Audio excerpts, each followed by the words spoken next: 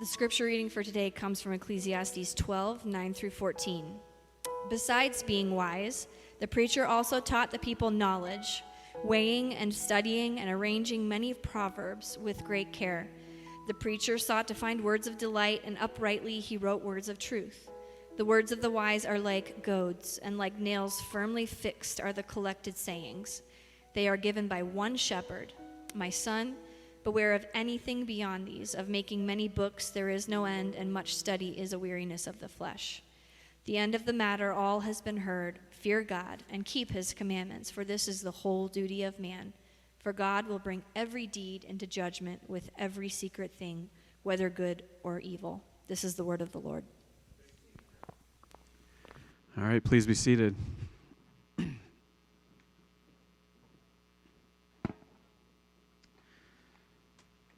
Good morning. Let's just get set up here for a sec. If you have your Bibles, go ahead and turn to Ecclesiastes.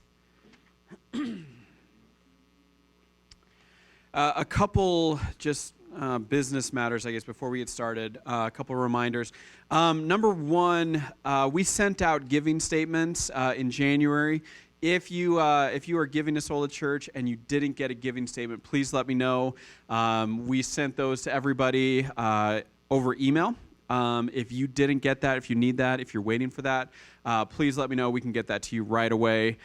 Just wanted to remind you of that. And then we had our first Kingdom and the Nation series session on Wednesday night with Michael Ware, which it was really great. Michael Ware just did a fantastic job, brought a lot of experience of his own in politics and working through the political system to help us understand what it looks like to engage in the political system as Christians, and so it was really great. It was recorded. The video is available on our website. If you go to sola.church, click on resources. It's just in the list with all the other sermons. I'd encourage you to take a look at that. If you didn't get a chance to hear the sermons leading up to those by Derek Kelsey and Rob and Bobby, I'd encourage you to listen to those as well and kind of take them as a whole. The next step in this process as we talk about the kingdom and the nation, we're going to talk about immigration and how immigration works, what it looks like. We're going to try to dedicate some time to just stories, hearing stories from some of the immigrants among us. We had last year we had Anthony Wanjiru come and share his story of immigrating from Kenya. He is right now, if you would pray for him, he is looking for work, and he has until the end of the month to find it. Otherwise, he will be deported. So just keep him in your prayers. I know he's got several interviews coming up this week, and we're hoping he can stick around and maybe participate in our time talking about immigration. We're going to be working with North Littleton Promise. We also have Matthew Sorens, who I should have looked up his title. He's the U.S. Director for Church Mobilization for World Relief, which is one of the larger national immigrant and refugee organizations. So we're excited to have him come in. It was an opportunity that just kind of fell in our laps.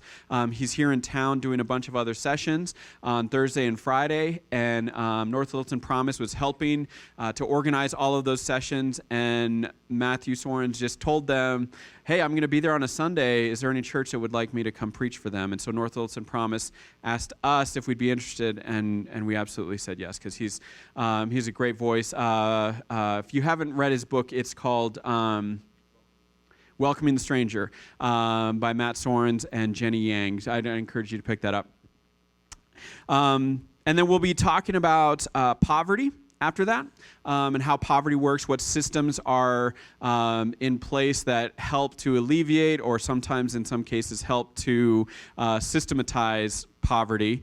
And then we'll finish up with a ballot form where we just talk through all the initiatives on the Colorado ballot. It's not meant to be like a candidate forum where we talk about candidates. It's more like, here are the propositions and amendments and all of the different things that are common to our Colorado ballot that we can talk through and get some perspective on. Okay? We talked about last night poverty and immigration and why these two, and the reason, like, we could have picked, there's a lot of different topics we could have chosen. We could have chosen abortion. We could have chosen something more like economically related. We could talked about systems of economics, which would be super interesting for me. There's so many issues out there that we could talk about education, debt, forgiveness, a lot of the things that are trending right now. But for us, with where we're at, with the people we're serving, two of the items that stand out the most are poverty and immigration. They are focused on the vulnerable and oppressed in our communities and people that we are looking to reach out to personally. And so for that reason, if you want to know like what we think about abortion, we're happy to talk about that, or education. If you want to sit down and talk economics, like we can do that. We're not going to have a session devoted to it. We had to kind of limit it a little bit. All right. Before we jump into Ecclesiastes, we've got, can I get, Mark, would you and Rob mind handing these out? Kudos to Mark Thompson. We've got these great sermon companions. I love these. I never get to use them because I preach often enough that I never get any traction taking notes in them. But I think Mark did a great job. You'll see each of the passages laid out. And then at the front, we're not going to do this time. You remember last time with Philippians, we actually took one service and we read through the entire letter to Philippians and then talked about it a little bit. We're not going to do that with Ecclesiastes, one, because if we did that, it would kind of take up our whole time. But I would encourage you to take this. It's in the immerse format, which means there's no chapter verse divisions. It's nice and clean. It's formatted like the poetry that's in there is formatted as poetry, stuff like that. So I would encourage you, if you could set aside, maybe an hour, just sit down and read through the entire book of Ecclesiastes. That would be a great preparation for this next series that we're jumping into. All right. Hopefully you got one of those if you want one. As we jump into Ecclesiastes, one of the reasons we like this book, and let me say this before I get into that, it's very different having come through a different understanding of how to read the Bible. Remember last summer we talked about, before we got into our Summer Fun series, we talked about how to read the Bible and how to interpret the Bible, and especially like a lot of what the Bible is doing, how the different books of the Bible work together, how the genres interplay, that we're not coming to it just as like an instruction manual, picking and choosing little passages that we can then pull out. 'Cause I remember distinctly like when I was in high school and having to put together some sermons for preacher boy classes, coming to Ecclesiastes and grabbing, like two are better than one and a threefold cord is not easily broken, and preaching that just straight out of the verse and ignoring the overall context of Ecclesiastes. And that was kind of my approach to the Bible back then, that I could just come, grab whatever passage I want, read it straightforwardly, and then, make some conclusions from that. When we come to the book of Ecclesiastes, it doesn't quite work that way. And in fact, Ecclesiastes is one of the more honest books in the Bible because it involves so much wrestling. See, we try really hard to make sense of the world around us. This is not just a Christian thing, right? Everybody is trying to make sense of the world around us. And we run into certain things that are really frustrating when we try to make sense of the world. One of the mistakes that we make when we try to make sense of the world, and this is common, it's not just Christians, it's un-Christians as well, we act like the world operates under a certain set of rules. Okay? We act like the world operates under a certain set of rules. So let me give you an example of this. Scott Walker, who is the former, I'm going to come back to the big idea, the former governor of Wisconsin, tweeted this out. Graduate from high school, get a job, get married as an adult, then have a child. Follow these rules, and research plus logic shows that you will live a life free of poverty. We should teach this success sequence over and over again. Okay? We approach life as if there is a set of rules, and if you follow those rules, then the outcome is determined based on your following those rules, okay? I think if you pressed Scott Walker, he'd be willing to like, oh, okay, of course there's exceptions. But when we phrase it like this, we're acting like, if if you're in poverty, what's the conclusion then? You didn't follow the rules. If you had just followed the rules, you wouldn't be in poverty. And so all of a sudden now, the world doesn't quite work according to our rules. We're not sure what to do. And the truth is, like, if you look at it statistically, there are more people in poverty that followed the rules than didn't. Okay, so we kind of run into these problems when we try to interpret the world as a set of rules. Like, we could add some more rules, like don't have cancer.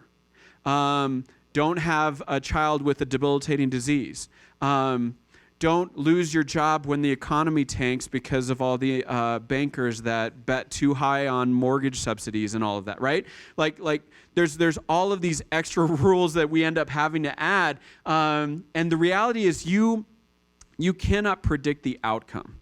Okay? The outcome is out of your... I'm not saying these are bad things, okay? So don't get me wrong. I'm not saying, hey, don't have children before you get married. I'm not saying that. I'm not saying you shouldn't get a job. I'm not saying that. I'm saying the world doesn't operate this simply. Okay? Donna Rotuno, who's Harvey Weinstein's lawyer. If you're familiar with Harvey Weinstein, he's been accused by, I think it's over 100 now, women for assault, right? And he's actually under trial for 2 of those. So there's hundreds, like over 100 women that have accused him. He's actually on trial for 2 of them. Donna Rotuno is his lawyer who's representing him. In an interview with the New York Times, the reporter asked her, have you ever been assaulted? And her answer was no.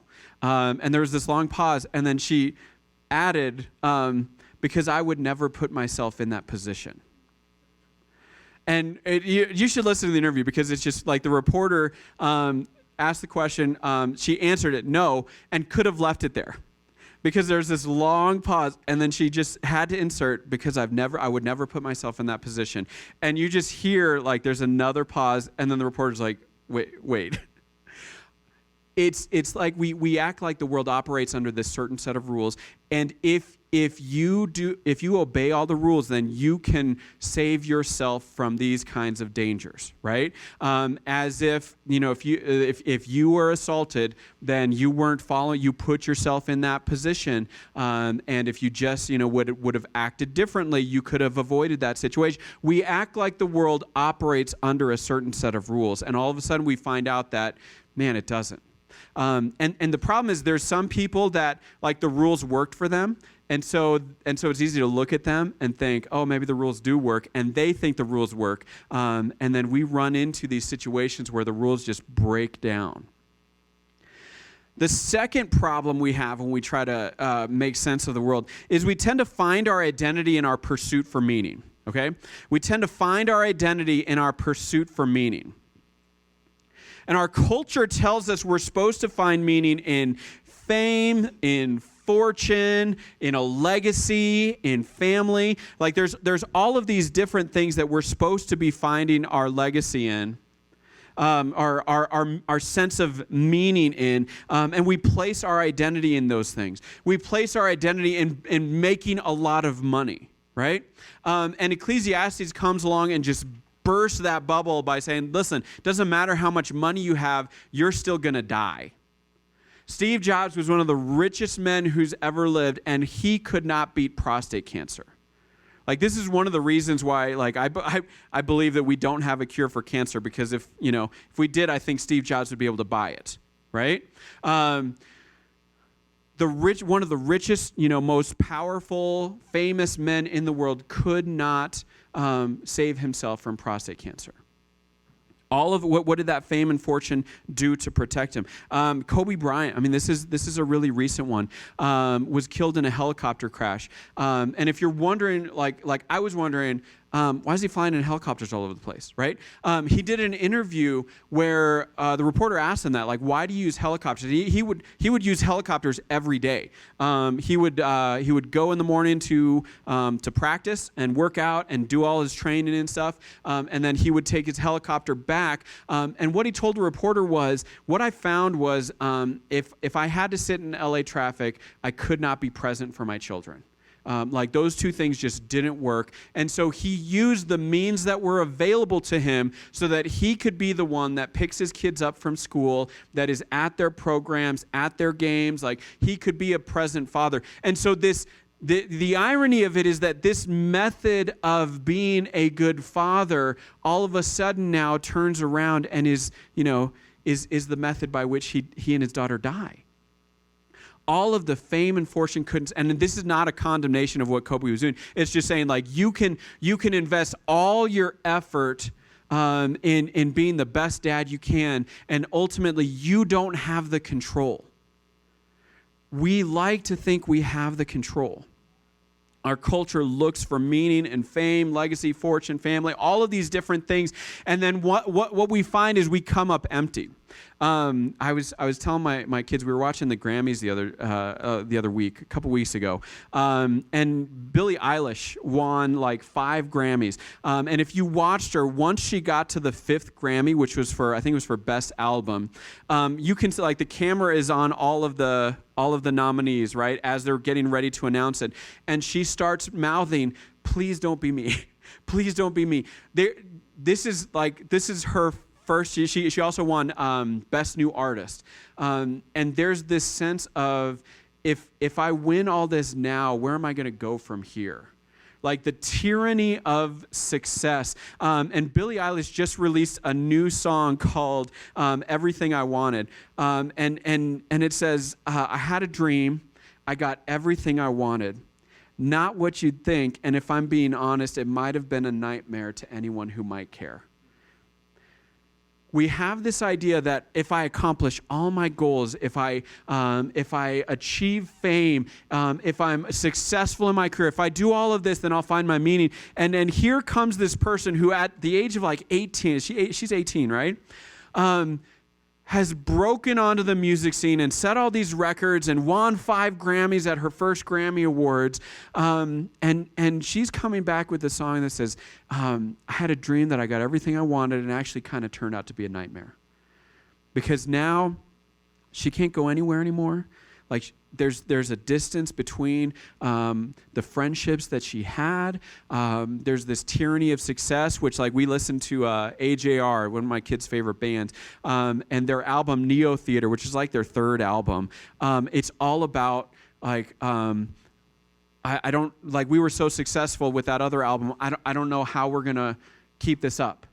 Like there's all this pressure now, and maybe we should hold off releasing this album. Maybe we should wait until it's better. Maybe. And they achieved all their goals, and then all of a sudden they found themselves empty, right? And they don't know what to do with it once they achieve it. The Good Place. Just finish that. I don't want to spoil it too much. But the idea is you're watching it is there's this meaninglessness unless you have relationships, and then it gets towards the end, and just to be really vague, relationships aren't enough either. Okay, so like in the way that they're designing heaven, ultimately, like there's nothing worth staying around for. There's no actual meaning there. Right? So we find our identity in the pursuit for meaning. We place our identity in all of these different things, in career, in family, in money, in fame. And then once we actually achieve those things, we come up empty. We chase after him. And what Ecclesiastes comes along and says, it's all vanity. The word there is hevel. It's like breath or smoke or vapor. If you think about smoke, like it looks like a physical object, but when you go to grasp at it, what happens? Like you come up empty. You go to grasp at that vapor, and you can't get your hands on it. And so Ecclesiastes, the author, is coming along and saying, it's all of it is just hevel. It's like smoke that you try to grasp onto it, and you just keep coming up empty, and then it's gone. Hevel. And sometimes this world just feels meaningless because all the things that we're looking for meaning in, all the things that we're wrapping our identity around, we go to grasp at it and we come up empty. And it keeps happening. I was one of the best expressions of this. I was watching, and this is probably surprising, I was watching BoJack Horseman on Netflix, and he's visiting with someone, and they're having this deep conversation about, and if you know the show, it's all about him trying to find meaning in his own life and just continually coming up empty. He has attachment disorder, and every time he gets close to somebody, he sabotages it by being a horrible human being. And he can't find acceptance anywhere. And he goes to visit with someone who wants to talk to him. And as they're talking about just how random and meaningless and hopeless the universe is, she says this: the truth is, none of it matters. And the truth is, it all matters tremendously. It's a wonder that any of us get out of bed at all. And yet, we get out of bed. The truth is, none of it matters. And the truth is, it all matters tremendously. It's a wonder that any of us get out of bed at all, and yet we get out of bed. This is where Ecclesiastes comes along to meet us. Like, it feels sometimes like nothing matters, and it feels sometimes that everything is just too weighted down with importance, and we just don't know what to do with it. And sometimes for some people, it's just too much to even get out of bed in the morning. And yet, somehow, we just keep getting out of bed and dragging ourselves through this, right? Ecclesiastes is going to meet us there. And it's not going to offer us really easy answers. So we're going to look at really quick just one of the Bible Project videos that helps to frame Ecclesiastes with some of the other wisdom literature. If you think of wisdom literature, your mind usually goes straight to Proverbs, right? You think of wisdom, you think of Proverbs, and there's all of these little truisms that make so much sense, and it feels like this is how the world works, right? And then you start trying to live it out, and what happens? It doesn't always work out. You know, it's like Scott Walker's rules. Like, you follow the rules, and then it doesn't quite work out. In fact, Bobby, for our call to worship, he read from Psalms, and if you were paying attention, it talks about, like, blessed is the man who fears the Lord, who greatly delights in his commandments. His offspring will be mighty in the land. The generation of the upright will be blessed. Wealth and riches are in his house, and his righteousness endures forever. Light dawns in the darkness for the upright. He is gracious, merciful, and righteous. It is well with the man who deals generously and lends, who conducts his affairs with justice. And it goes on. And it feels like, okay, so if I want to be successful and prosperous and flourish in this world, then I must need to follow after righteousness. And it's like we follow after righteousness. If we don't get those things, we feel like the system's broken, or maybe we did something wrong, or maybe there's guilt and shame involved where maybe I'm not doing something right and God's not blessing me because of it. And Proverbs sometimes makes us feel that way, where we come to it and there's really good advice there. There's really good Proverbs, really good nuggets of wisdom, but it feels like they just don't work out all the time for us. And so Ecclesiastes is going to come along and act as kind of a balance to Proverbs, to say, yes, here's how the world is designed to work. Here's how Lady Wisdom and this wisdom that suffuses all creation because of its creator. Here's how things are supposed to work. But everything under the sun is broken. Like that phrase, under the sun, over and over. You see, like on our graphic, on your book, there's that sunlight and there's that vapor coming up off the ground. That's where the that idea comes from, right? Everything under the sun. That phrase, under the sun, in Hebrew literature refers to creation. And what we know from Genesis is that creation was very good when God created it, right? And Ecclesiastes comes along and bursts that. He says, everything under the sun is vanity. It's hevel. It's smoke. It's vapor. You try to grasp it, and you come away with nothing. So this video is going to help us to orient Ecclesiastes within the other parts of wisdom literature, so we can kind of understand what it's doing in the context of the broader story of God. So let me show you this, and then we'll continue.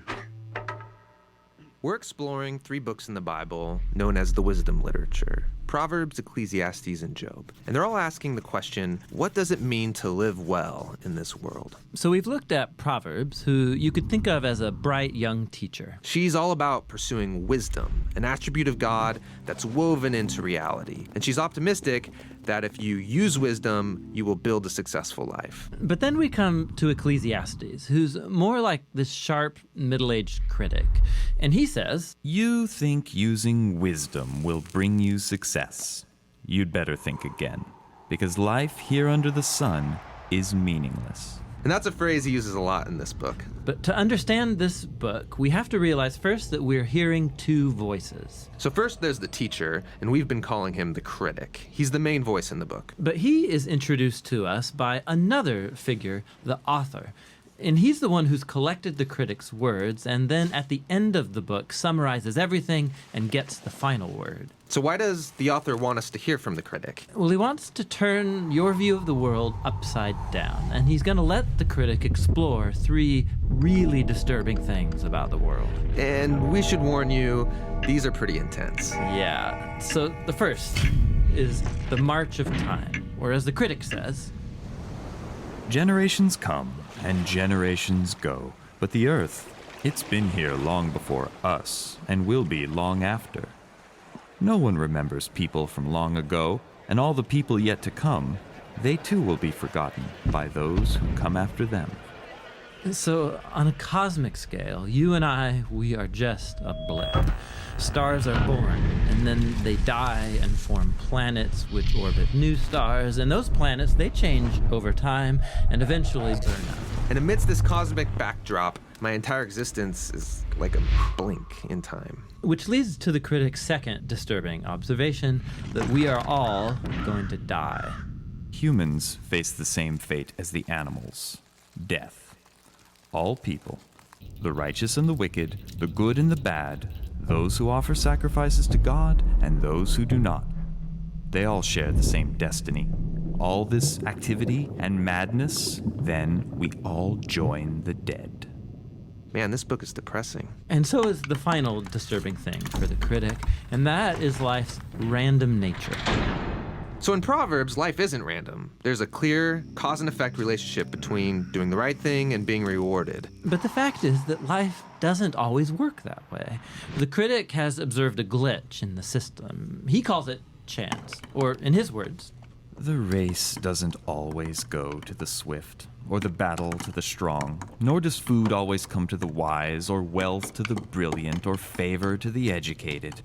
Time and chance happen to them all. So his point is that you can't really control anything in life. It's just way too unpredictable.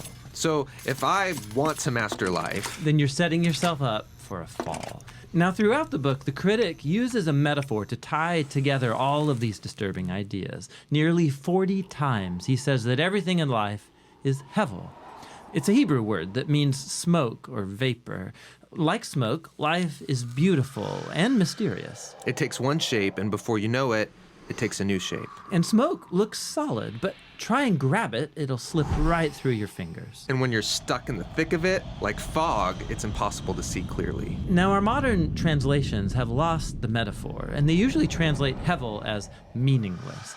But if you read closely, the critic isn't saying that life has no meaning, but rather that its meaning is never clear. Like smoke, life is confusing, it's disorienting and uncontrollable. So what are we supposed to do with all of this? Well, surprisingly, the critic first of all acknowledges the perspective of Proverbs. He says it's a really good idea to learn wisdom and to live in the fear of the Lord. Really? I mean, he just said that doesn't guarantee success. But he knows it's the right thing to do. But secondly, and more often, he says that since you can't control your life, you should stop trying. Learn to hold things with an open hand because you really only have control over one thing, and that's your attitude towards the present moment. Stop worrying, he says, and choose to enjoy a good conversation with a friend, or the sun on your face, or a good meal with people that you care about. The simple things in life. Yes, and both the good things and the bad, because both are rich gifts from God. And that's the surprising wisdom of Ecclesiastes.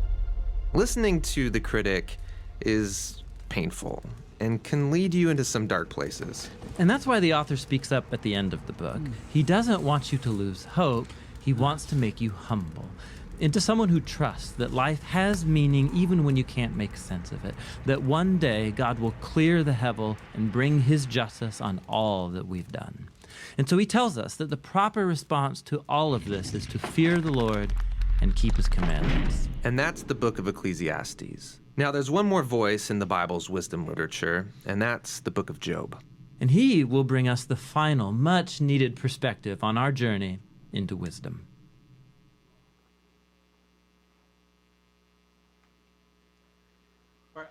I would encourage you to go and watch those other ones. The ones on Proverbs and on Job are great, and help to frame wisdom literature as a whole in the Old Testament.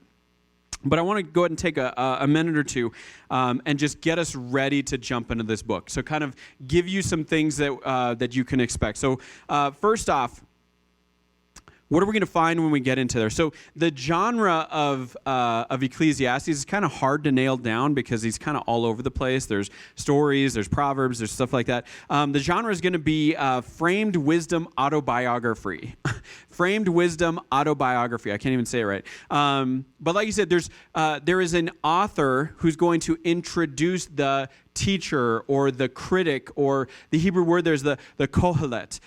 So there's going to be an introduction. There's going to be kind of the autobiography of the teacher, and then the author is going to close it all. So we're going to have this. That's why we call it this framed wisdom autobiography. And he's going to use 4 types of writing as he goes through that. The first one is reflection. It's just stating an observation or truth and then pondering and evaluating it. So an example of a reflection would be the sun rises and the sun goes down and hastens to the place where it rises. All right? Just a basic observation that we're going to sit and ponder for a while. Okay? There's the proverb. Okay, so Ecclesiastes contains Proverbs, which is one of those pithy, highly stylized statements of a truth about life. You're used to these from reading through Proverbs.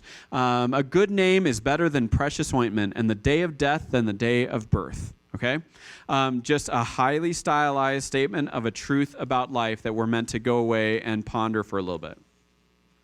The third type of writing is the anecdote. The anecdote, a short story told in order to illustrate a principle or a truth of interest to the author. I should say these are not, I'm stealing this from Zach Eswine, his book, Recovering Eden, the Gospel According to Ecclesiastes. But an example of an anecdote is, again, I saw vanity under the sun. One person who has no other, either son or brother, yet there's no end to all his toil. And his eyes are never satisfied with riches, so that he never asks, for whom am I toiling and depriving myself of pleasure? This also is vanity and an unhappy business. It's like a short story that's meant to illustrate a point. And last is the wisdom instruction, a teaching which the author seeks to persuade his reader toward or away from a certain course of behavior or thought. The wisdom instruction. So, for example, guard your steps when you go to the house of God. To draw near to listen is better than to offer the sacrifice of fools, for they do not know that they are doing evil. Be not rash with your mouth, nor let your heart be hasty to utter a word before God. For God is in heaven, and you are on earth. Therefore, let your words be few. For a dream comes with much business, and a fool's voice with many words. It's a wisdom instruction where the author is trying to convince you of a certain behavior. Okay? So these are the 4 types of writings that we're going to run into in Ecclesiastes: reflection, proverb, anecdote, wisdom, instruction. And he just kind of puts all of these in kind of all over. As you work through the book, it's just going to be peppered with different types of writing as you go through. The author is also coming with some assumptions. So I want to walk through these assumptions. And again, this is coming from Zach Eswine. The first assumption is that God is creator. And so often we think of God, like our frame of reference for God is more as a redeemer or a savior. And he's coming with the perspective of God as a creator and the one who governs the seasons and the circumstances of our physical reality. God is the creator of all things. He is the one behind the curtain managing everything. Secondly, the idea that we are human. We set aside our credentials as those who follow God and humbly remember that we too are human beings along with others. We are creaturely. And we don't pretend that we don't question or feel or think or misfire. We come along with all of our questions and our wrestlings, and that's part of what it means to be human. Third, it's going to be an inductive process, which for some of us is kind of weird. Like some of us really I remember when I was really early on in ministry, I liked Paul a lot. I liked the letters of Paul because they were very logical. Okay, so he would develop an argument and he'd say, if this is true, then this is true, then this is true. And it was deductive reasoning all the way down. And it was, it was valid, it was sound, and it made sense. And you could make universal claims based on it, right? It's easy to come to deductive reasoning. It's a lot harder to come to inductive reasoning, where a lot of times it just takes experience to think inductively. And here, the author of Ecclesiastes isn't just delivering like, well, if this is true, then this is true. He's like, here's what I've observed. And here's what I've seen. I saw this and this and this, and it was all vanity. It was all pointless and meaningless. Fourth, there's a hospitable nature to it in that we are hospitable toward negative thoughts and emotions. We resist minimizing and exaggerating things in order to make them what we want to be.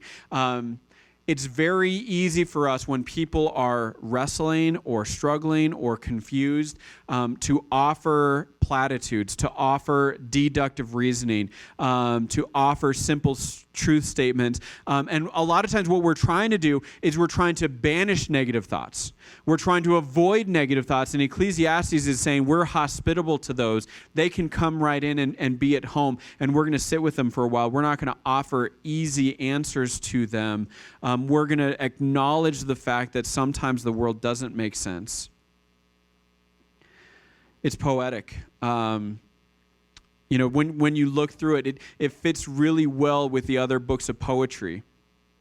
It's stylized. A lot of times we don't like poetry so much because poetry, like I don't know if you read a lot of poetry, but I always liked Robert Frost because he made a lot of sense. There were I never really got into like William Carlos Williams, and I don't understand what it is about a wheelbarrow sitting out in the rain. Some of those poems don't make as much sense to me, right? And when we come to poetic language, it's a lot easier for us. We prefer didactic language in our religion. We prefer like a man of God standing up front, delivering what God wants us to hear, and being very definitive about it. We don't like somebody getting up and we have to kind of wrestle with what they're saying. Like, I'm not sure what he's telling me right now, right? And Ecclesiastes is very poetic in that what it's teaching us isn't right on the surface. We have to sit and wrestle with it for a while in order to come away with any truth. And last, and one of my favorites, it's local. We begin to recover a sense of God's provision for our joy in the ordinary. So often we look for meaning, we look for identity, and we think that we're going to get it if we expand our experiences. Like we're going to do the whole eat, pray, love thing and go to India and have this spiritual experience, and then I will find meaning in life. And Hollywood and our culture teaches us that, hey, we need to go beyond where we're at right now. We need to get out of here and experience something. And don't get me wrong, like I love the idea of experiencing the world and experiencing other cultures. But when we think that we're going to find our meaning there, we end up losing the meaning that God has for us.